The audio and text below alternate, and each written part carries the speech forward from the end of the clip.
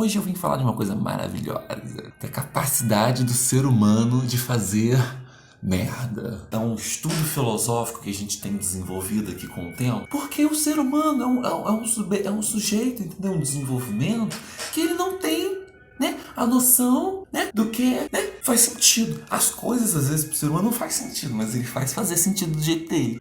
Olá a todos os matemáticos desse Brasil, eu sou o Lucas Barbieri e você está nessa porcaria que a gente chama de meu canal.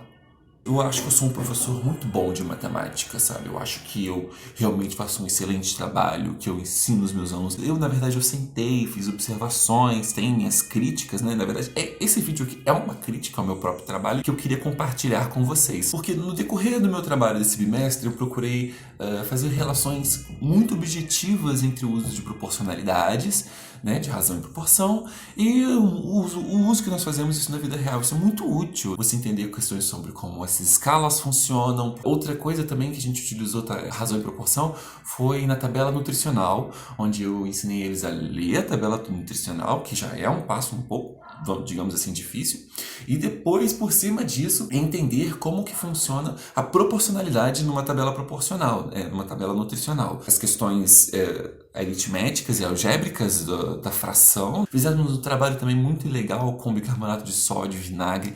Teve muita atividade maneira, muita atividade maneira. Nós trabalhamos. E aí, chega no final, eu dei algumas figuras geométricas proporcionais, dado uma altura de um triângulo e uma base, encontrar a base de um outro triângulo com uma certa altura. Fácil, um cálculo de regra de 3, tranquilo. Quase todo mundo conseguiu fazer, chegou no resultado, mas na hora de desenhar, gente, foi aí que eu falei, cara, tem hora que, sinceramente, você se sente um merda.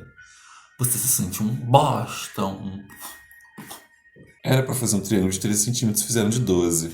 Na base e 9 na altura, sendo que era para fazer 10 na altura. Nessa prova aqui, todas as figuras estão com 1 centímetro a menos. E você pensa, por quê? Algumas pessoas estão me vendo aí já devem ter uma noção óbvia do porquê. Porque eles começam a contar do 1.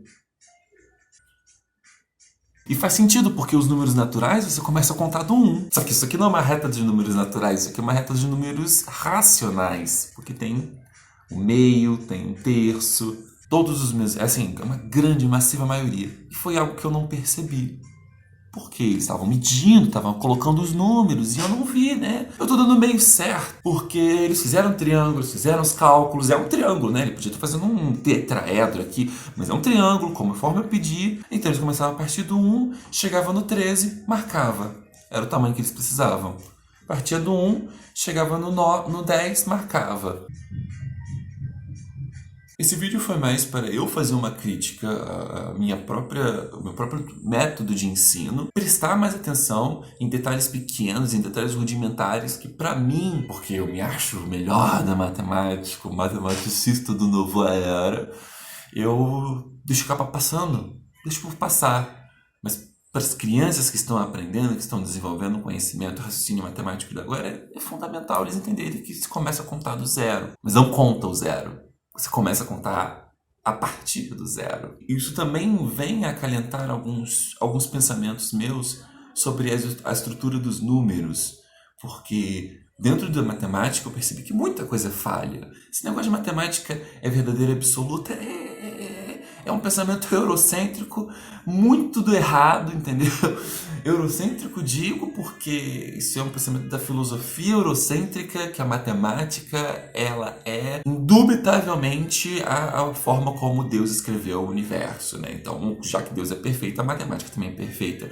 Mas, na verdade, quem escreveu a matemática foi o homem a partir de observações da natureza, né? De observações de padrões, decorrências axiomáticas que fizeram toda a estrutura de matemática que é hoje. Ela parece com a natureza, mas é um desenho do homem da natureza. Então, não é perfeita, é imprecisa, assim como o homem.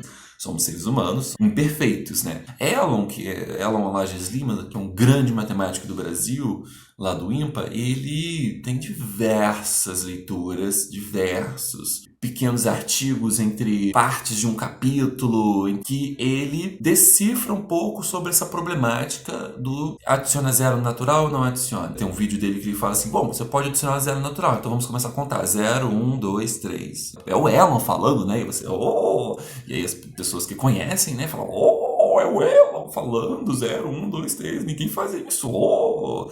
Mas aí você vê esse tipo de coisa acontecendo dos seus alunos, que eles começam a contar 0, 1, 2, 3. É o mesmo problema, ele começa 0 do 1. Você, professor ou conhecedor da matemática, se souber alguma forma, né? Às vezes você tem uma maneira diferenciada a gente trabalhar essa parada intuitivamente, de que você começa a contar a partir do 0, mas aí você começa também a contar a partir do 1, manda pra gente, compartilha a sua ideia, comenta aí, fala o que você acha, fala de problemas que talvez você tenha passado e a gente faz uma comunidade para a gente poder trocar conhecimentos dentro dos ciclos da matemática.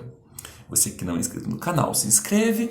Você que gosta de xingar na internet, me xingue, porque eu tô aqui pra ser esculhambado, não tô aqui pra ser elogiado não, tá? Beijos, até a próxima.